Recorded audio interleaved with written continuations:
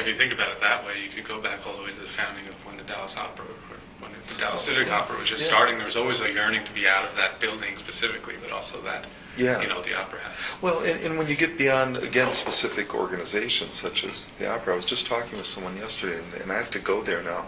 They said at the museum, the courthouse, that there's something, I think, from 1893 talking about building an opera house in Dallas and an opening on October 15th, and talking about this is going to put Dallas on the map, and this is going to, make us a city that stands out among its peers, and this is going to make us a real city.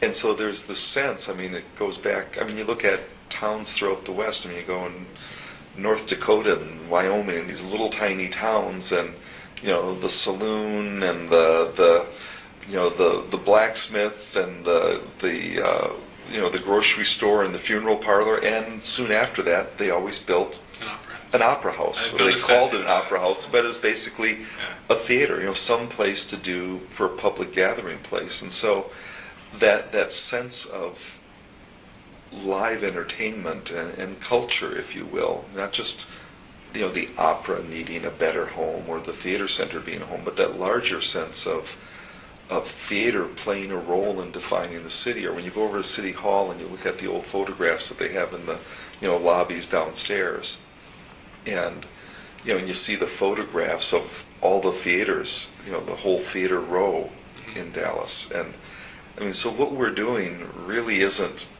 on the one hand, it's nothing new. It's an age-old